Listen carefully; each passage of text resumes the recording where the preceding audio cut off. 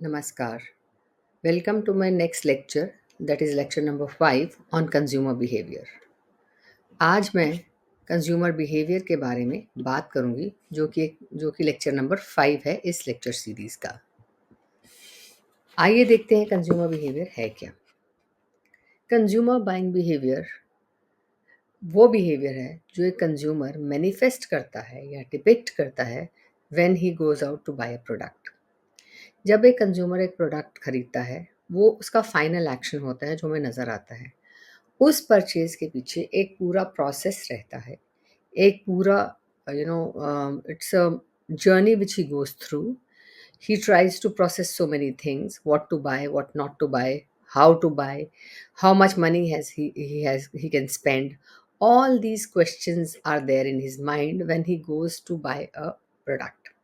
And in this process, he just manifests or depicts a certain type of behavior.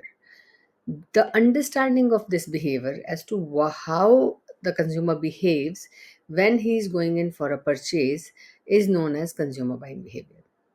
और ये एक marketer के लिए अंडरस्टैंड करना बहुत ज़रूरी है कि अगर एक कंज्यूमर प्रोडक्ट खरीदने के लिए जाता है तो उसके पीछे क्या क्या सोच रही है, क्या क्या विचार रहे हैं जिसके चलते उसने ये बाइंग बिहेवियर जिसके चलते उसने ये परचेज का डिसीजन लिया। सो इसका मतलब ये है कि कंज्यूमर बाइंग बिहेवियर अंडरस्टैंड करना एक मार्केटर के लिए बहुत ज़रूरी है, क्योंकि इस बिहेवियर को समझते हुए वो अपनी सारी मार्केटिंग स्ट्रैटेजीज़ को अकॉर्डिंगली फ्रेम कर सकता है। वो ये देख सकता है कि कौन सा कंज्यूमर किस तरह से बिहेव करेगा और उसको वो कैसे टैप करेगा ताकि वो उसके प्रोडक्ट को बाय करे। इसके लिए उसको एडवर्टाइजिंग वैसी बनानी पड़ेगी, अपना सारी स्ट्रैटेजीज़ को वैसे फ्रेम करना पड़ेगा। सो इसलिए एक कंज्यूमर बिहेवियर अंडरस्टैंड करना बहुत ज़रूरी है। अब ये जो कंज्यूमर बिहेवियर है, ये एक बहुत ही कॉम्प्लेक्स टर्म है and understanding behaviour is really really tough. आप खुद ही सोचिए कि कई बार ऐसा होता है कि आप एक मार्केट में परचेज करने के लिए जाते हैं और आप खाली हाथ लौट आते हैं। You had gone with the intention to buy the product but you did not. So देखिए, आप जिस माइंडसेट से गए आपने वो पूरा ही नहीं करा। जब आपको ही नहीं समझ में आता कि आप किस टाइम पे कैसा बिहेव करेंगे, तो इस बिहेवियर को कोई दूसरा पर्सन जो है वो जब समझेगा तो उसको काफ़ी सोच समझ के उस बिहेवियर को समझना पड़ेगा। इसीलिए कंज्यूमर बाइंग बिहेवियर को समझना एक मार्केटर के बहुत ज़रूरी है कि ताकि वो कंज्यूमर को परचेज तक ले जा सके। Okay, so if we define consumer behaviour, we define it like this: that the consumer buying behavior can be defined as the mental and the emotional processes that manifest in his behavior while he searches for a certain product or a purchase of a product. Which means कि consumer behaviour को हम ऐसे define कर सकते हैं कि जितने भी मेंटल और इमोशनल प्रोसेसेस से वो गुजरता है, जब जब जब वो एक प्रोडक्ट के लिए सर्च करता है और वो सारा बिहेवियर उसके एक्शंस में मैनिफेस्ट होता है, उसका दिखता है, और वो किस तरह से उस पर सर्च करते हुए परचेज तक पहुंचता है, ये पूरा प्रोसेस अंडरस्टैंड करना and what under goes in his mind and understanding that comes under consumer buying behaviour. So that means in this context we need to deeply understand what all the buyer is going through while he's taking a decision of buying a product. So एक deep understanding कि buying कि क्या product वो खरीदेगा और उसको accurately anticipate करना, so that consumer responses are directed towards buying, is known as understanding consumer buying behavior. और ये एक मार्केटर के लिए अंडरस्टैंड करना बहुत ही ज़रूरी है। इसकी अच्छी अंडरस्टैंडिंग, अच्छी पकड़ एक मार्केटर के पास होनी चाहिए, जिसके चलते वो एक कंज्यूमर को पुश कर सकता है, प्रोपेल कर सकता है टुवर्ड्स बाइंग अ प्रोडक्ट।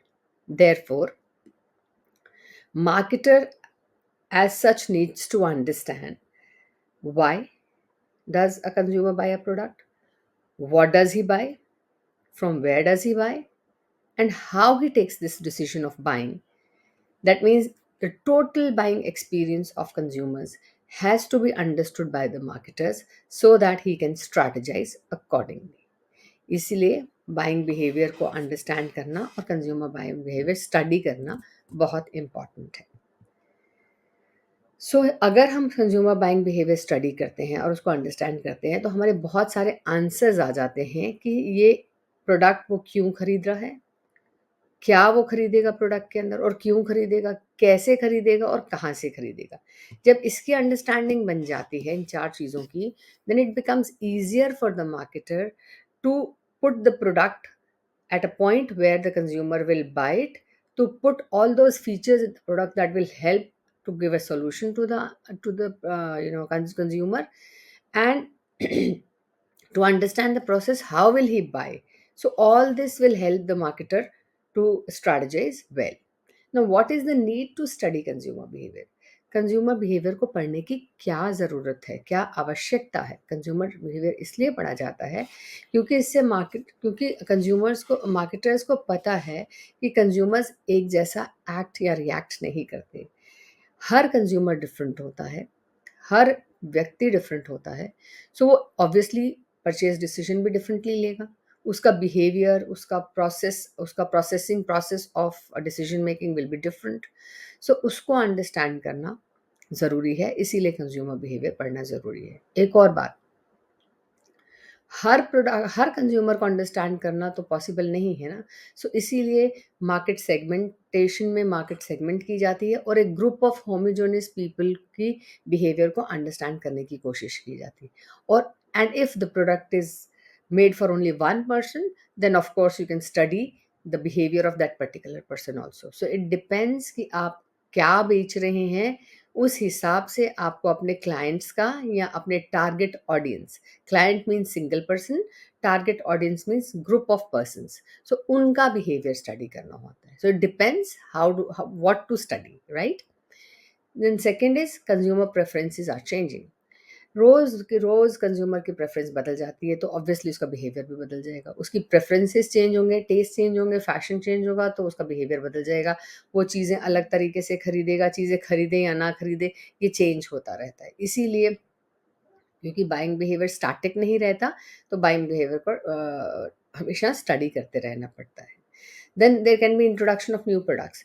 नए प्रोडक्ट्स लॉन्च होते रहते हैं, तो उनकी एक्सेप्टेंस को बनाने के लिए, because when the new products are launched, the acceptance, related acceptance has also to be build up. So उसके लिए आपको उनका बिहेवियर पढ़ना ज़रूरी होता है कि क्या वो नए प्रोडक्ट्स को एक्सेप्ट कर पाएंगे। ये अंडरस्टैंड करना और तभी पॉसिबल है if you know how the consumer behaves. Then also to understand the unique needs, distinct personalities of varied customers. इससे हमें हर वेरिड कस्टमर्स की वेरिड पर्सनालिटीज और उनकी यूनिक नीड्स के बारे में पता चलता है। It also enables the marketer to select the best possible solution. Now, when I said that this is it, consumer buying behavior deals with whys, how, and where, and all these questions. So the first question that comes is, why does a customer buy a product? To understand the behavior, we need to understand why he goes and buys a product. So behind every purchase, there's a motive, there's a purpose. Her customer का कोई purpose से वो जाता है कोई चीज़ खरीदने। आपको अगर किसी के लिए खरीदना है, तो आप किसी की केयर के लिए कुछ खरीदने जाते हैं, तो आपका पर्पस हो जाता है केयर। ठीक है? सो इसलिए every purchase has a motive or a purpose behind it. So we need to understand all those motives so that we understand the point that why customer is coming for a product. And if we understand that why, then we can probably give the solution based on that why. जिस promotion की form में या advertisement की form में या किसी और तरीके से कस्टमर को प्रेजेंट कर देते हैं, तो उसका मोटिव जब पूरा हो जाता है, उसको देख के अगर उसको लगता है कि उसका मोटिव पूरा हो जाएगा, तो वो प्रोडक्ट ज़रूर खरीदेगा। अब ये जो मोटिव्स हैं, ये दो तरह के होते हैं। Those are the ones which are based on emotions, that is emotional motives, and the ones which are based on rationality, which are known as rational motives. So अब हम पहले बात करेंगे motives based on emotions. हमारी emotions को लेके जो हमारी पर्पस होता है खरीदने का, for example if you are jealous of something, like if you see somebody wearing something good, we want to wear that also. So उस पर्पस से जब हम परचेज करने जाते हैं कि I also want to look that beautiful, I also want to wear what the other person is wearing, I want to possess what the other person is possessing. So इस तरीके की छोटी छोटी एनवीज जब हमारे को पुश करती हैं कि हम परचेज करें, then our motive is because we want to cater to our envy. Now the second motive can be fashion. Fashion के चलते भी हम परचेजेस करते हैं. फैशन चेंज हुआ, हम नहीं परचेज करने चले गए. सो फैशन स्टैटिक नहीं है, फैशन चेंज होता रहता है. इसलिए परचेज जो है काफ़ी फैशन पे बेस्ड रहती है. कि बहुत बार हमारा पर्पस रहता है कि अब फैशन बदल गया, ये कलर आ गया या इस चीज़ का फैशन आ गया तो हम उसको खरीदने चल पड़ते हैं. So that is the motive behind buying. Third is a pleasure. Sometimes we seek pleasure in the products. हमें जब कुछ अच्छा फील करना है खुद को, if you want to derive pleasure in some things, for example if you go to a theatre to watch a movie and feel entertained and have pleasure, so और we go to a water park to have fun. सो जब आपको इस purpose से कहीं जाना है तो वो सर्विस या वो प्रोडक्ट आपको जब तक वो प्लेजर नहीं देगा, आप वो नहीं खरीदेंगे. सो जब आपका मोटिव सिर्फ है कि मज़े करना, जस्ट एन्जॉय करना, तो वो चीज़ आपको उस प्रोडक्ट या सर्विस में मिलनी चाहिए. So the purpose is to have pleasure, and if you don't find that theatre very good or the movie very good or the movie didn't find very entertaining, so then your purpose of getting pleasure is defeated and you will not go to that theater again. So that is another motive. Next motive is love. You also buy products out of love and care for somebody. Maybe you buy a product for your parents out of love. You can buy a product for your sibling, for your loved ones, for your boyfriend, for your girlfriend, and so on and so forth. So when you buy the product out of love, the motive is that you are buying it for somebody else and you are ready to pay anything for it. So then the motive is love. And the next motive is prestige. Sometimes people buy that because the product is associated with the prestige. So this generally is in the case of, ये उन products के case में होता है जो products बहुत branded होते हैं, जिनका इमेज बहुत अच्छा होता है और उनकी ब्रांड वैल्यू होती है. तो जब वो प्रोडक्ट हम होल्ड करते हैं या अपने साथ रखते हैं, उसको पजेस करते हैं, तो there is a feeling of prestige and status and you feel very good about it. So जब हम प्रेस्टीज के चलते कोई चीज़ खरीदने की कोशिश करते हैं, तो then we make sure that that product gives us that particular feeling of prestige when we buy it. और अगर वो ब्रांड प्रोडक्ट ऐसी प्रेस्टीज की फीलिंग नहीं देता है, तो फिर वो हम प्रोडक्ट नहीं खरीदते हैं. इसलिए ब्रांडेड गुड्स के अंदर ज़रूरी है कि वो ऐसी ब्रांड वैल्यू या ऐसी ब्रांडिंग बिल्ड करें जिससे कि उनके साथ एक प्रेस्टीज एसोसिएटेड हो जाए, and people would not mind giving more money for that prestige attach to that product. So उसके लिए हम कुछ थोड़े पैसे एक्स्ट्रा भी स्पेंड करने को तैयार हैं, क्योंकि उसके साथ एक प्रेस्टीज वैल्यू अटैच्ड है. Then sometimes we buy the product for power. So mainly, the automobiles having engines and high power engines, and all these things, protein powders and all these things, they are bought because you are seeking some kind of feeling of power within yourself. So when that is delivered through the product, when and if the marketer understands that this is why the person is coming for me for the product, then he has to make sure that this motive is somewhere depicted or shown, so that in the pursuit of fulfilling that motive he buys the product. ठीक है. तो उसको ऐसी चीजें depict करनी पड़ती हैं, वो मोटिव्स दिखाने पड़ते हैं जिन मोटिव्स के चलते हम वो परचेज करने जा रहे हैं. और अगर वो मोटिव हमारा उस प्रोडक्ट के अंदर या उसकी प्रमोशन के अंदर या कहीं डिपिक्ट हो जाता है, किसी पैम्फलेट में डिपिक्ट हो जाता है, तो हम वो परचेज कर लेते हैं. Then is affiliation. People also want to affiliate with certain societies, clubs, maybe certain institutions. Many times people would youngsters would want to get admission into a very prestigious colleges. So affiliation जो है वो भी एक motive होता है किसी product को खरीदने का. और एक अफिलिएशन की वैल्यू क्रिएट करने के लिए भी आपको एक ब्रांड बिल्डिंग करनी पड़ती है. सो अगर आप किसी के लिए अफिलिएट होना चाहते हैं, तो उस सर्विस या उस प्रोडक्ट के साथ में इतनी पार होनी चाहिए, इतना उसके अंदर इमेज होना चाहिए उसका, जिसके चलते कि उसके साथ हम अफिलिएट करना चाहें, राइट. एंड देन आप motive of being affiliated to that institution or a club, will be fulfilled, right? If a club has a very good, image, or a very good, it's very well known and very the membership is very expensive, then we will like to affiliate with that club. Then is care. Care can be another motive. You also buy things for care. I mean, when you care for others, you buy things or products or services for them. You might buy a holiday package for your parents. You might buy out of care. A mother might buy the best of products, child care products for a child. That is out of care. A mother might buy best of health foods for her family. So some motives are based on care, and if that care feeling of care is provided in the selling of the products or in the product itself, then the consumer will happily buy it. So that is why the customer needs to understand what is the motive of a customer when he goes to buy. Now, the other motives are the motives based on rationality. That means rationality means on the logical, on the basis of logic. That means when you think about whatever have you spent, what are you getting in return of it? The money is worth. When you talk about rationality, when you talk about logic, when you talk about what am I getting out of it, so now you are not governed by any emotions. आपको अब emotions आपके ऊपर हावी नहीं है. Remember the value in my previous lectures. सो अगर मैं इतने पैसे स्पेंड कर रहा हूँ, मुझे इन रिटर्न में क्या मिल रहा है? सो यहाँ पे वो he is totally out of emotions and it's just thinking about the exact amount of return I am getting of the money spent.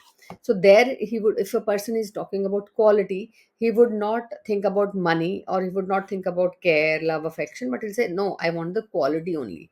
So quality can be in case of health products, or in case of gadgets, you want good quality gadgets, right? So good quality food. So quality can be one motive for which you are ready to pay more also. So you might not be price sensitive when you want quality. Then durability दूसरा motive है. Durability means in the case of gadgets and all, electronic devices, you want that they should be durable. They should work for at least 10-12 years. So the motive when you buy a product which is a little expensive, you want that it should be durable also. So with that intention, when you go and buy a product, and if the marketer understands कि हाँ भाई ये तो durability ढूंढता हुआ आया है, तो उसको अपनी सेल्समैनशिप में या अपने प्रोडक्ट में कहीं ना कहीं ड्यूरेबिलिटी को दिखाना है. So then only the customer will get convinced and buy the product. Then economy. We have to also understand whether the customer has come for economy, price sensitive customers are there, and most of the customers are price sensitive. So they would want maximum of what they are spending. एक के साथ एक free, something extra, 20% extra, product given in offers. So economy plays, when the purpose is economy, then you don't think about quality and durability. You simply say, I want the best price, right? So if the marketer understands that the customer has come only with the price in the mind, he can give the best offers and grab the customer, right? तो वो motive समझ गया कि ये economy को लेके आया है, तो फिर प्राइस क्वालिटी ड्यूरेबिलिटी की बात ना करके वो केवल इफेक्टिव प्राइसिंग या रीजनेबल प्राइसिंग की बात करेगा. Then coming on to the performance. Performance is like another motive for which the customer might go in for a purchase. So performance in the case of automobiles, machines. So you see cars, bikes. You see the performance of the product. So when the motive is that you want to the product to perform well, then the marketer has to understand that. And lastly, the comfort. Sometimes the customer wants comfort out of the product, that whatever he wants the best of the comfort. Then the products can be the furniture. He might try to find comfort in furniture, in mattresses, तो हर चीज के अंदर वो comfort ढूंढने की कोशिश करेगा. सो इस अगर उसका मोटिव कंफर्ट है, तो आपको उसको कंफर्ट के तरीके से ही हैंडल करना है, तभी वो आपका प्रोडक्ट खरीदेगा. Now the next question was what to purchase. What do they purchase? What consumers purchase? Consumers क्या खरीदते हैं? Obviously consumers products ही खरीदते हैं या services खरीदते हैं. So there are three types of involvements when they buy the product. जब customers product खरीदने जाते हैं, तो उनकी तीन तरीके की involvement रहती है based on the type of products. So high involvement products are the products where the consumer gets a lot of goes into a lot of involvement, gets involved a lot because the products are expensive और ये product बहुत महंगे होते हैं। ये product life time में एक या दो बार ही खरीदे जाते हैं, तो इसलिए कस्टमर अपनी काफ़ी इन्वॉल्वमेंट इसमें शो करता है, मनी बहुत ज़्यादा इन्वॉल्व रहता है, इसलिए इनको हाई इन्वॉल्वमेंट प्रोडक्ट्स बोलते हैं। फॉर एग्जाम्पल या हाउसेज, ज्वेलरी, कार्स, जो लाइफ में एक दो ज़्यादा टाइम नहीं हम खरीदते हैं, तो वो हाई इन्वॉल्वमेंट प्रोडक्ट्स की कैटेगरी में आते हैं। मीडियम लेवल इन्वॉल्वमेंट प्रोडक्ट्स वो प्रोडक्ट्स हैं जो हाई इन्वॉल्वमेंट से तो लेस कॉस्टलियर है, but still they are a little costly, and then the level of involvement goes down. So you do a little bit of involvement, you find out two three alternatives, you do not search too many alternatives, because in high involvement products आप बहुत सारे alternative search करते हैं, बहुत सारा time लगाते हैं, एक लंबा प्रोसेस फॉलो करते हैं। लेकिन मीडियम लेवल में आप ऑल्टरनेटिव्स कम सर्च करते हैं, कम इन्वॉल्वमेंट शो करते हैं, बट इन्वॉल्वमेंट शो करते हैं क्योंकि काफ़ी पैसे इसमें भी इन्वॉल्व रहते हैं, लेकिन प्रोसेस को लंबा नहीं ले जाते, जल्दी ही डिसीजन लेते हैं। और लो इन्वॉल्वमेंट प्रोडक्ट्स के अंदर क्या है कि प्रोडक्ट्स जेनरिक होते हैं, रोज़मर्रा के होते हैं, फास्ट मूविंग कंज्यूमर गुड्स होते हैं, तो उसमें वो ज़्यादा टाइम नहीं लगाता है, वो जल्दी से डिसीजन लेता है कंज्यूमर, और इन्वॉल्वमेंट भी बहुत ज़्यादा नहीं करता because the products are not very expensive. So कभी रिटेल स्टोर पे गया तो एक ब्रांड खरीद लिया, दूसरा ब्रांड खरीद लिया, so he would not go into too many alternatives, and because they are bought very frequently, he will make a very quick purchase decision in purchasing, right? So going further on to it, since products involve consumer involvement, obviously the decision making would also be according to the consumer involvement done in the products, with the buying of products. जब हम products को buy करते हैं तो एक certain amount of consumer involvement हो जाता है, so उस involvement के basis पे ही decision making fast या slow रहता है या time consuming रहता है. So let's study how. There are certain products which are low involvement products, I told you. See, they are low involvement products. So, in involvement products, your decision making would be what? It will be habitual. I told you, will go by and just come back. Routine and nominal. You don't take too much of time, you just go buy the product. So, that means minimum process is followed and there is minimum involvement, right? So जब minimum involvement रहता है, minimum process रहता है या लो involvement product होता है, तो आपकी डिसीजन मेकिंग कैसी रहती है? Very habitual, routine and nominal. ये मार्केटर को अंडरस्टैंड करना है कि अगर उसका प्रोडक्ट जेनरिक है तो उसके कंज्यूमर्स जो हैं वो हैबिचुअल डिसीजन मेकिंग करेंगे या रूटीन डिसीजन मेकिंग करेंगे. Next is limited decision making, that is for middle level involvement. Middle level involvement में क्या है कि आपकी डिसीजन मेकिंग लिमिटेड रहती है because the decision involve the involvement of the consumers is limited, it's not too much, so a few steps of process are followed, few alternatives are searched and involvement is limited. So that is why decision making limited time में ही हो जाता है. You take time but it is a limited time. So that means वो marketers जिनके products medium level involvement के होते हैं, उनको ये जानना ज़रूरी है कि उनके जो कंज्यूमर्स हैं वो थोड़ा सा टाइम लेंगे डिसीजन मेकिंग में. उनकी डिसीजन मेकिंग में थोड़ा सा लिमिटेड अमाउंट ऑफ सर्च या प्रोसेसेस इन्वॉल्व रहेंगे और थोड़ा वो वक्त लेंगे अपने डिसीजन को लेने में. Then the last is the high involvement products where in they are very expensive and complex, so you take a lot of time. It involves a whole process. There's an extensive search for all the alternatives, and there is high level of involvement of the consumers. Consumer बहुत involve होकर इस product को खरीदते हैं और उनकी decision making कैसी होगी? बहुत ही extended. They will take a lot of time in making decision. So if the marketers are producing high involvement products, they will understand that the decision making of the consumer will take a long time, and it will be a long drawn process because for getting a deal done. So इसलिए उनको ये understand करना ज़रूरी है कि यहाँ पे decision making इतनी आसान नहीं रहेगी. Now the next question, how does the consumer make a purchase? एक कंज्यूमर परचेज करने के लिए क्या डिसीजन मेकिंग प्रोसेस फॉलो करता है? एक the full fledged decision making process involves 5 steps. जब एक प्रोडक्ट बहुत ही हाई इन्वॉल्वमेंट प्रोडक्ट हो, कॉम्प्लेक्स प्रोडक्ट हो, उसको खरीदने में वक्त लगना हो, तो टोटल 5 स्टेप्स इन्वॉल्व होते हैं consumer buying decision making process के अंदर, या कंज्यूमर बाइंग प्रोसेस के अंदर। Number 1 is the need and the problem recognition. पहला स्टेप है ये, नीड एंड प्रॉब्लम रिकग्निशन। दूसरा है इंफॉर्मेशन सर्च। तीसरा है evaluation of various alternatives. Next is source store selection and purchase decision. And the last one is post purchase behavior. ये 5 steps make a whole decision making process for buying. It is not necessary that for every product this whole process may be followed. It depends on the consumer, how many steps he wants to go through while making a decision. If the product is a generic one, the whole process would not be followed. It would depend on the consumer. He may feel the need and he may straight away go and buy the product. Then the whole process is skipped. If it is a medium involvement product, maybe he feels the need, does a little bit of search, and then goes to a store and buys the product. So it entirely depends on the consumer and the type of product which is buying, which will determine how long would be the process of decision making.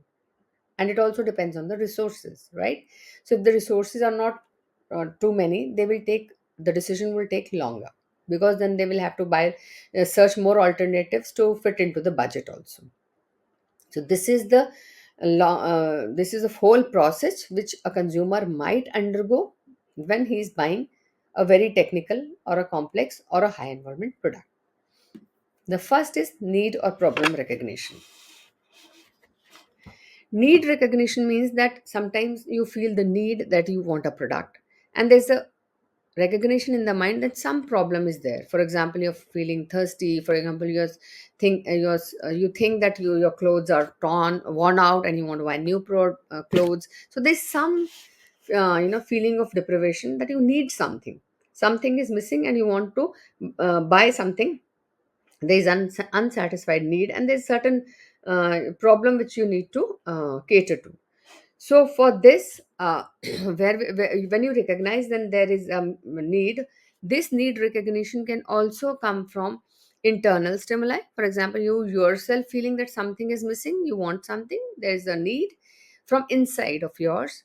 आप खुद से feel करते हैं कि मुझे किसी चीज़ की ज़रूरत है, मैं ये खरीदना चाहती हूँ, मेरा कोई मेरा कोई प्रोडक्ट खत्म हो चुका है, मुझे वो लेना है, या मुझे भूख लग रही है, मुझे कुछ खाना है. So these are internal stimuli which come out of yourself, and you feel the need of buying a product. And the second one is the external stimuli. External stimuli is when you get the cues, or when you uh, get the stimuli from your environment. It can be through the advertisements, it can be through word of mouth, it can be through somebody, some of your friend having that product. If you say, for example, if a person wants to buy a wash if a person wants does not want to buy clothes by hand, and she wants to buy a washing machine, so internal stimuli would be that she would herself feel that I need a washing machine because I can't wash clothes on my own. External stimuli would be that it didn't come from inside, but she went to a friend's house, she found her washing clothes in the washing machine and found, oh, how convenient is it कि भाई ये तो कपड़े धोना बहुत easy है इसके अंदर, so why not I also buy a machine. So this is external stimuli. उसको बाहर से ये क्यों मिला कि एक अच्छा प्रोडक्ट है जिससे उसकी वॉशिंग क्लोथ्स की प्रॉब्लम को सोल्यूशन मिल सकता है, right. So this is internal and external stimuli. After there's a felt need that I know now I want the product, now I want to buy the product, then you start searching about the product. उस product के बारे में आप search करना शुरू कर देते हैं. पहले आपका इंटरनल सर्च आता है. ये भी इंटरनल और एक्सटर्नल होता है. इंटरनल में तो आपको जितनी नॉलेज है उस प्रोडक्ट के बारे में, आप जितना जानती हैं, आप जितना जितना उसको आपने उसके बारे में पढ़ा है, देखा है, जितना आपको एक्सपोजर है, उसके बेसिस पे आप रिसर्च कर लेते हैं, इंफॉर्मेशन गैदर कर लेते हैं. And after that you also go in for external searches. Now it depends. If the product is very complex, you would do lot of research and search. But if product is not not too involving, then you might just do a little bit of research. But I'll talk about the detailed research which a consumer can do. Then he can go for external resources. उसको उसके बाद external resources से data collect करना है या उसके बारे information gather करनी है। सो एक्सटर्नल सोर्सेज में आपके आते हैं पर्सनल सोर्सेज। वो कहाँ से इंफॉर्मेशन ले सकता है? वो अपने रिलेटिव से, फ्रेंड से, नेबर्स से, चैट ग्रुप से, पीयर ग्रुप से, कहीं से भी वो उसके उस प्रोडक्ट के बारे में इंफॉर्मेशन की जानकारी ले सकता है। Then he can also have experiential knowledge और information. Experiential knowledge or information he can have by using the product himself firsthand. For example, if a person wants to buy a car, taking a test drive would give him the experiential feel. और but friend से पूछने पे वो personal sources का information आ जाएगा. But when he goes and drives the car himself in the test drive, he will have the first hand feeling of how the car is, uh, car how it feels like to be in that car. So that is experiential information. Then you can also get information from professional sources such as pamphlets, articles, magazines, journals, books. So you can have information from there also. Then there are commercial sources which include advertisements, displays, salespeople. They will tell you about the product. You can go to a store and find out from the salesperson or from the dealer about the product. And then there are public sources also from where you can get the information about the product, which are consumer rating agencies, governmental agencies, non NGO के resources हैं, वो सब आप use कर सकते हैं अपनी पूरी इंफॉर्मेशन गैदर करने के लिए. अब आपने उन प्रोडक्ट्स की पूरी इंफॉर्मेशन गैदर कर ली. तो let me take the example of the washing machine again. आपने वॉशिंग मशीन लेने का सोचा और यहाँ पे आपने करीब 10 ब्रांड्स ऑफ वॉशिंग मशीन के बारे में इंफॉर्मेशन गैदर कर ली, लेकिन आपको 10 तो नहीं खरीदनी. इस इंफॉर्मेशन सर्च के बेसिस पे आप अपनी चॉइसेस को कट डाउन कर देंगे. आप एक या दो पे स्केल डाउन कर देंगे कि ठीक है, हम एक या दो ब्रांड या तीन ब्रांड की आगे इवैल्यूएशन करेंगे. इंफॉर्मेशन के बेसिस पे आपने जो 5-7 ऑल्टरनेटिव्स स्केल डाउन किए, उसके बाद आप इवैल्यूएशन के लिए केवल 2 या 3 ऑल्टरनेटिव्स ही यूज़ करेंगे, because it involves a lot of time and it involves lot of effort also. So अब आपने जो डिसीजन लिया कि ठीक है, मैं 3 ब्रांड्स या 4 ब्रांड्स को कंसिडर करूँगा while I go and while I will decide on my purchase. So you will evaluate all the alternatives. अब अगर आप उनको इवैल्यूएट कर रहे हैं, उनको असेस कर रहे हैं, तो कुछ बेसिस पे करेंगे, कोई बेसिस रहेगा ना. आई मीन मनी के बेसिस पे, फीचर्स के बेसिस पे, डिज़ाइन के बेसिस पे, किसी बेस पे तो उनको कंपेयर करेंगे. So that is known as evaluation of various alternatives. So ये जो आप कंपैरिजन करते हैं बिटवीन द ऑल्टरनेटिव्स, ये दो तरह से हो सकता है. Either at it can be done on the basis of attitude और it can be done on the basis of attribute. So attribute based evaluation होगा या एटीट्यूड बेस्ड इवैल्यूएशन होगा. अब एटीट्यूड बेस्ड इवैल्यूएशन क्या होता है कि आपका जनरल बिलीफ, इम्प्रेशन, लोग क्या कहते हैं, मैं क्या सोचता हूँ, उसने क्या कहा, वहाँ से क्या पता चला. तो एटीट्यूड टुवर्ड्स दैट प्रोडक्ट और brand will help you in evaluating the product. Or you can do the attribute, that means what are the specific attributes of that brand, उसका कलर, स्टाइल, कैरेक्टरिस्टिक्स क्या हैं उसके product के, वो सब आप compare करेंगे when you are evaluating the alternatives. Now it depends on the customer whether he wants to do attitude based evaluation or attribute based evaluation. Generally both are used. Generally customers दोनों ही attribute और attitude base के ऊपर evaluation करते हैं सारे alternatives की. Now, after this, what will happen when the marketer comes to know that both these are being used for evaluating the alternatives? What he can do, he can do he can have spokespersons who can build a strong attitude towards the product. वो इस तरह से अपनी marketing करेगा कि लोगों का attitude towards that product जो है वो अच्छा हो जाएगा. और in case of the attribute, he will see that his product is manufactured in such a manner that it caters to all the attributes possible which a customer is looking for. So इस तरह से marketer अपनी strategy build करता है ताकि जब alternatives का evaluation हो तो उसका product acceptance में आ जाए. Then after that, from where should he buy comes the point store selection. कहाँ से वो प्रोडक्ट खरीदे. अगर तो लो इन्वॉल्वमेंट प्रोडक्ट है तो the customer will go to local store which is very near to him and will buy the product. और अपना परचेज डिसीजन कंप्लीट करेगा, परचेज कर देगा। लेकिन अगर हाई इन्वॉल्वमेंट प्रोडक्ट था तो he would not mind going a little further, going to a store which he wants to which he thinks is good for making that purchase। अगर उसको कोई इलेक्ट्रॉनिक खरीदना है तो कोई अच्छा ब्रांडेड इलेक्ट्रॉनिक आउटलेट अगर थोड़ा दूर भी है तो वहां से भी जाके वो प्रोडक्ट को खरीदेगा। But what happens, there is also store loyalty। sometimes people have a loyalty towards the store कि मुझे इसी स्टोर से खरीदना है क्योंकि मैंने जब भी यहाँ से खरीदा मुझे प्रोडक्ट अच्छा मिला।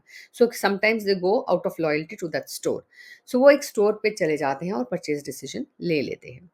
लेकिन परचेज डिसीजन लेने से पहले भी कुछ कई बार ऐसा हो जाता है कि परचेज कंप्लीट नहीं हो पाती। उसके दो रीजंस रहते हैं कि आप परचेज करने जा रहे हैं और suddenly you called your friend for the final confirmation और your family for the final confirmation about the product buying, and they say no please don't buy it, I have a better option. So उस समय क्या होगा, customer purchase करते करते रुक जाएगा। या फिर कोई कंटिजेंसी आ जाती है, okay you see the product, you go through the whole process, you go to the store, you finalise the product and think that I will come tomorrow and buy it, and during that evening some other contingency, maybe your exam fee has to be paid, maybe there's some medical emergency which arises, और आपको जो money spend करनी थी product में के लिए वो आप कॉन्टिजेंसी में स्पेंड कर देते हैं और आपका परचेज डिसीजन रुक जाता है। ये मार्केटर के लिए जानना इसलिए ज़रूरी है कि जब वो स्टोर पे पहुंच जाए और परचेज डिसीजन ले ले, the marketer should try hard to get the deal done. उसी समय परचेज करवा दे तो सही है, अदरवाइज कुछ चीज़ें उसकी परचेज को ऑब्स्ट्रक्ट कर सकती हैं, रुकावट ला सकती हैं उसके अंदर। Then the last is the post purchase behaviour. Sale करने के बाद या पर जब परचेज डिसीजन हो जाए does not mean that everything is over. Now actually the post purchase behaviour starts.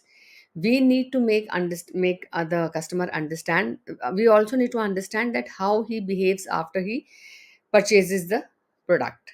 Now after he purchases the product, there can be either satisfaction or there can be dissatisfaction with the product. So satisfaction तब होगा जब उसका actual level of satisfaction is greater than the perceived level of satisfaction और performance। जितना मैंने सोचा था वो प्रोडक्ट उससे अच्छा या उस उतना ही अच्छा निकला तो मैं बहुत सेटिस्फाइड हो जाऊंगी। Okay this is what I wanted, this was the value I wanting to derive and I really did get it, so I am very happy, I am very delighted. तो मैं वो वर्ड ऑफ माउथ से सब जगह कहूंगी कि हाँ ये प्रोडक्ट बहुत अच्छा है। The dissatisfaction, I can be dissatisfied also कि भाई मैंने प्रोडक्ट तो खरीदा था लेकिन मुझे तो वो लेवल ऑफ सेटिस्फैक्शन मिला ही नहीं, जो वैल्यू मैं डिराइव करने चाहती थी वो मुझे मिली ही नहीं, so I am highly dissatisfied with the product. And there is one factor which you need to control as a marketer is post purchase dissonance। ये बड़ी common feeling है। Have you ever experienced this feeling that when you buy a product and you suddenly start feeling, oh my god, I should have bought the other one, I should have bought the one my friend had bought, मुझे वो colour नहीं ये colour लेना चाहिए था। तो suddenly एक feeling आ जाती है कि कहीं हमने जो परचेज डिसीजन किया वो गलत तो नहीं किया। So this is known as post-purchase dissonance feeling, which is very common in the customers। Customers को ये dissonance की feeling बहुत आती है purchase करने के बाद और बहुत common feeling है। You can also relate to it। आप इससे relate कर सकते हैं कि खरीदने के बाद आपको एक बार को लगता है कहीं हमने गलती तो नहीं कर दी, नहीं मुझे ये ले लेना चाहिए था। तो ये फीलिंग ऑफ डिसोनेंस जो है वो एक मार्केटर को जानना चाहिए कि ये आती है और उसको किसी भी तरह से उसको मिटिगेट करना चाहिए by appreciating the fact that, by appreciating the customer that he's made a very good deal or whatever way he thinks fit। सो ये फीलिंग ऑफ डिसोनेंस कम करनी बहुत ज़रूरी है क्योंकि इससे सेटिस्फैक्शन लेवल पे असर होगा। So if you want that the customer should feel highly satisfied, this feeling of dissonance should be curtailed, mitigated या उसको कम किया जाना चाहिए। ठीक है, so this is the whole process of consumer buying behaviour कि एक कंज्यूमर जब एक प्रोडक्ट खरीदने जाता है तो इस पूरे प्रोसेस को फॉलो करते हुए लास्ट में अपनी परचेज डिसीजन लेता है। सो एक मार्केटर के लिए कंज्यूमर बाइंग बिहेवियर अंडरस्टैंड करना बहुत ज़रूरी है क्योंकि उसको समझते हुए ही वो अपनी सारी मार्केटिंग की स्ट्रैटेजीज बना सकता है, सारी तरीके वो अपना सकता है जिससे कि वो उनको अच्छे से अंडरस्टैंड करके उसको जिस तरीके का प्रोडक्ट चाहिए, जिस तरीके का सोल्यूशन चाहिए वो प्रोवाइड कर सके। और इसके साथ ही मैं आज का लेक्चर ख़त्म करती हूँ। Have a be happy always, spread good vibes and remain happy always. Thank you so much.